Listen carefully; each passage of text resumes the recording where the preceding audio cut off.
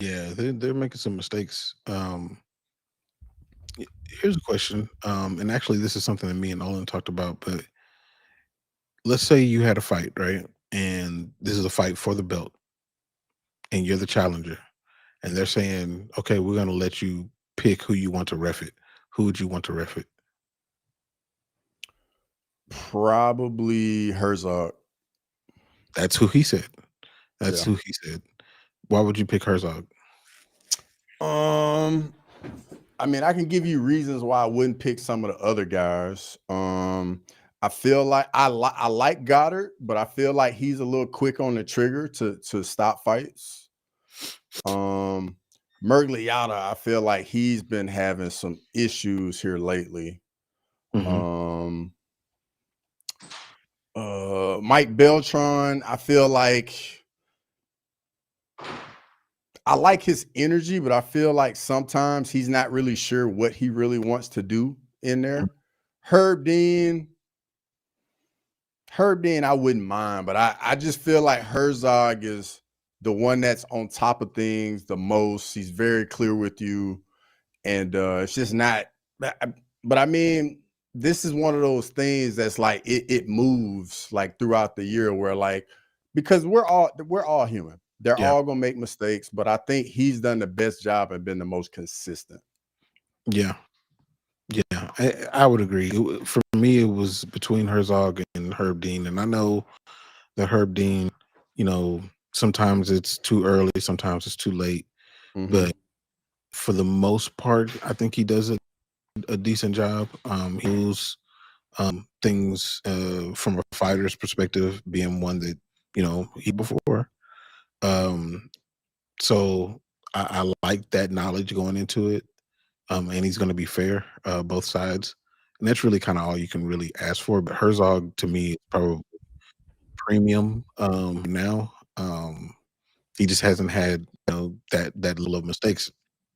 Now, I can tell you who I wouldn't want is Chris Tognoni. I don't want him. Yeah, yeah. And I don't know. I'm curious if he's actually still watching the fight. Like, are you paying attention? Because Yeah.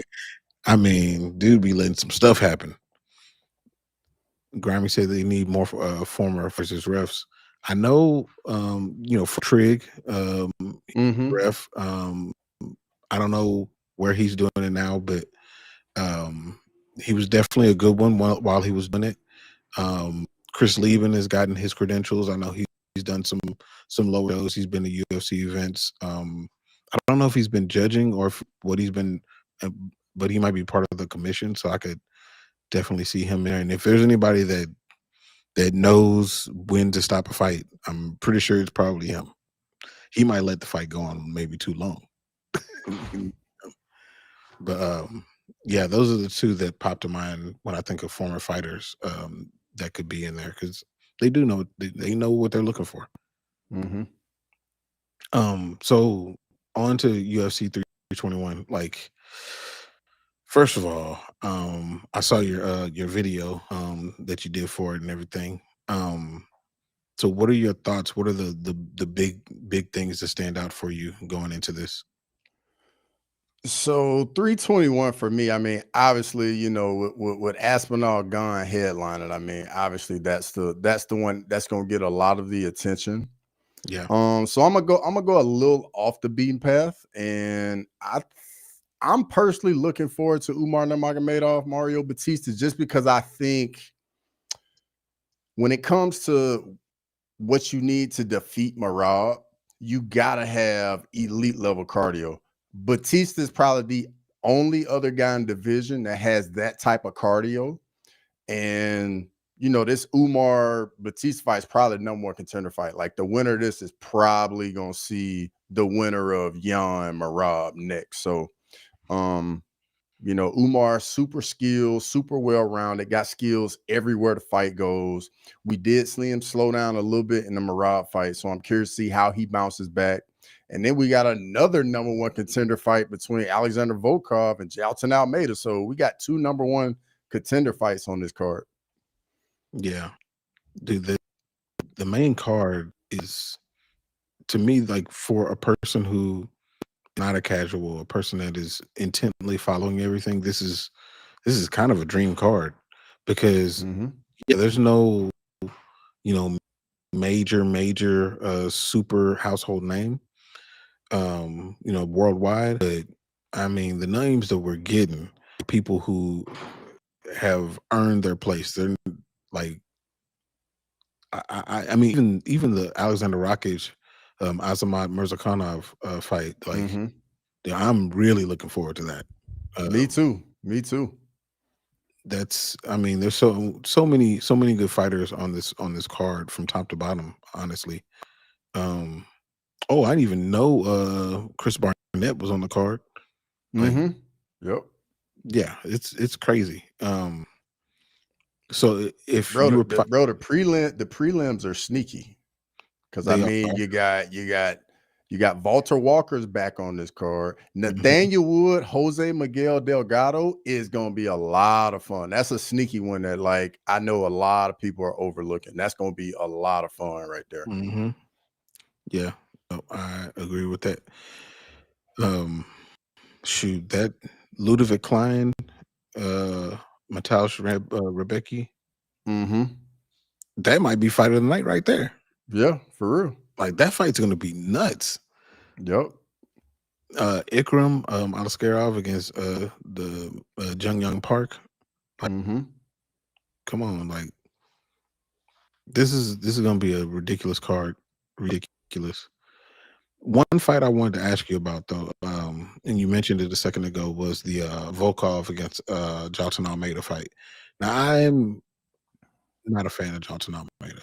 I don't Mm-hmm. like fights at all.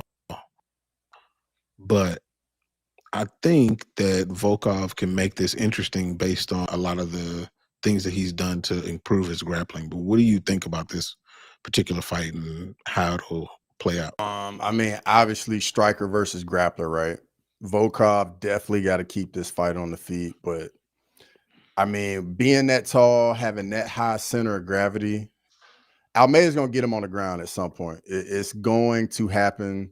And we've just seen, man, the grappling up at heavyweight, these guys, they literally have like a little bit of a burst in the first round. And then after that, these dudes are gassing at heavyweight. So Hmm. I mean, if I can see Almeida getting him down and he can get Volkov out of there kind of quick, kind of like how Tom Aspinall did, if you ask me. He said, Jason, gotta get out on you. Man. Shout out to S Dogs, the Capri Sun kid, um, Sterling. Make sure y'all sub up to him if you haven't. But dude, I think that Volkov will be able to stop him from taking him down. I actually think he will. I think that's when the size will start to get interesting. Not that Almeida's a small person. He's not. But Mhm. at no point in life was Volkov able to be a light heavyweight. So I think that is going to make things a little interesting, the size and the strength part of it, because now Volkov can put technique to it and to keep it on the feet. And I don't think the Almeida is messing with Volkov on the feet at all. Um, Oh, he's definitely not messing with him on the feet. But I will give you a little pushback though. Bro, 205ers are just in shape heavyweights. yeah. Um, I don't know. I don't know. I mean, it could be just because I want Jalton Almeida to lose. I actually want it. I would prefer him to go down to 205. I really would. I prefer him to go down to 5 because I think he can really destroy lives down there. Yeah. Who doesn't want to see, Johnson against, one of those top 3, in the light heavyweight division. Like it'll be interesting. But I don't think that he'll ever go down there at this point unless he goes on a losing streak or something. But one more fight I was going to ask you about on this card. Well, 2 more, I guess. How do you see the Mackenzie Dern Verna situation being different from the first time they fought? So, I mean, they fought so long. I think they fought in 2020, Yeah. and they both have gotten so much better since that first fight. Mackenzie Dern has gotten a lot more competent on the feet. And I think Verna, she's more so gotten more confident in her skills just on the mat. And I know Mackenzie Dern, BJJ black belt as well. Verna's just been on a roll. She's just been on a tear in the division. And obviously, I think this going to end up on the ground because that's where they both want it. But I think Dern actually is better on the feet, which isn't saying much. Neither one of them are great on the feet. But I actually like the momentum Verna's on, man. Like, she got that 360-degree vision, bro. Like it's hard to get her, dog. For real, man. She can see your moves before you even start doing them, That's dude. true. Like, And she can see your coaches while she see your moves. exactly. Yeah. She can see the judges' scorecards to know like if she's up or down, like during the fight, dog. Yeah. It's Matua said Verna don't want it on the ground. I don't know. Because when it comes to Mackenzie Dern, I know the credentials. I hear everything that's been said about her from, as far as her ground game, but it doesn't seem as scary as, other jujitsu, practitioners that are like super crazy high level. Like if you compare her jujitsu to someone like Charles Oliveira, like Charles is so opportunistic. Like he's definitely going for submissions. Mm-hmm. She will get you in different positions that would dominate but it's not doing as much in the MMA match. So like she's not as opportunistic as I think that somebody like Oliveira is. So that's what makes it interesting on the ground. But I also think that Mackenzie does have power. She has some, like, you can go back to the Angela Hill fight and you could see that she has power for sure. Now, how to set it up? Absolutely not. So you would have to bet on Verna walking into it. But like you said, Verna's probably going to see it before. So yeah, it's definitely going to play out on the feet or on the ground.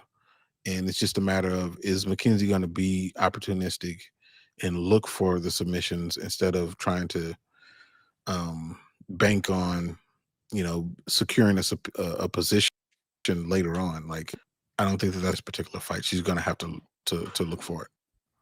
She better not be looking for it because she ain't gonna see it before Verna. That's true. That's true. She ain't. Verna see everything coming. Shout out to Head Kick Pod in the chat, man. Yeah. What's going on, y'all? Good to see you, brother, as always. Yeah, for sure, man. Appreciate you popping in here. So the last one I asked you about on UFC 321, Grammy, is obviously the Tom Aspinall and Cyril Gane fight. So most people, I'm sure, I haven't looked at anything, but I'm sure that most people are saying that they believe that Tom will win this fight. If Cyril Gane is to win this fight, how would he do it?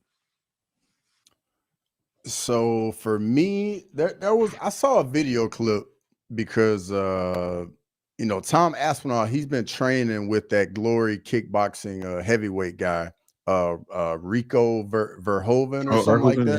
yeah. Yeah, so he's been training with him, and I don't know if you saw the clip, but that guy took Aspinall down.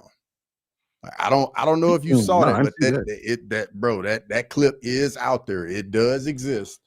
And Cyril Gane this dude been training his grappling ever since 285 when John did just pretty much just walk through him. and with and like I said, just the way that fight went, I think there's a lot of pressure on Aspinall because it's no secret. If Tom doesn't walk through him, we all gonna say the same thing. John Jones walked through him, no problem at all. So imagine if Cyril Gane takes Aspinall in the deep waters. What if he makes it out of the first round? We get to championship rounds. Like, it's going to be a lot of pressure on Tom Aspinall. And for Gunn, man, on the feet, do his usual thing. Control the distance, slow the pace of the fight down. Aspinall is very fast, but he wants to blitz in. Like, use your kicks, keep Aspinall at range, frustrate him on the feet, but you gotta keep the fight on the feet. And then who knows? Maybe even Gunn gets the takedown. Who knows? But just like Grimy said, though, man, the UK would lose their minds if Tom Aspinall loses this fight. And it would, and I hate to say it, I know I got a lot of subs from the UK. And I know it would be rough. It would be like just a dark cloud over the UK if it were to happen. But sometimes it's good to see things just burn. Dude, again, going back to the conversation that Olin had, like, dude, I want it to happen just for the chaos. And I don't like Cyril Gane more than I like Tom Aspinall or vice versa. I like them both, but I just think that the chaos will make it so much more interesting. 100%. And you know, they would have to have a rematch. I'm almost certain that they would do, because you know, Tom has, how many defenses does he have, like real ones? I defended the interim once against Blaze. Actually, they may not. I don't know. I don't know. It'll be weird, but I think that it would make it interesting because Tom has to have a counterpart, a foil. John Jones, he has DC. He has Connor. Like, you have to have somebody, and Cyril Gane might be that guy. Yeah, and I think there might be a guy, but we just don't realize it. And he's a training partner of Tom Aspinall. And he fights, I think he fights next week's cards from the Croatian guy that came in there and starched Tabur. Ante Delija, I think is how you say it. Yeah. But he might be the guy. I mean, he sees Aspinall day in, day out in the training room. Yeah. He's already in the top 10. That's shallow true. division. That's true. That's true. I mean, it's heavyweight's starting to get a little interesting, a little bit. But I definitely want Cyril to win. Plus, I mean, for him, it'll validate the intern he'd have. You know, he is championship level. I mean, he pushed Francis. Yes, he did. You know, changes his old fight style. So, you know, Cyril Gane is an elite fighter, but he's gonna have to show all of those tools against Tom Aspinall to beat him. But I do think that if he gets into championship rounds, Cyril, once it hits 4 and 5, I think I might. I mean, we'll still be able to knock him out, but Cyril don't get hit like that. He just don't. Like, obviously, we saw he just got clipped once by Tai Tuivasa. That's the only time he been hit, for real. Yeah, Tuivasa got him and made him click his heels together, but he stayed in there. He got up and won the fight by knockout. Thanks for watching Crosswalk. Come back next Monday to chop it up. So please, sa barakaray, whatever.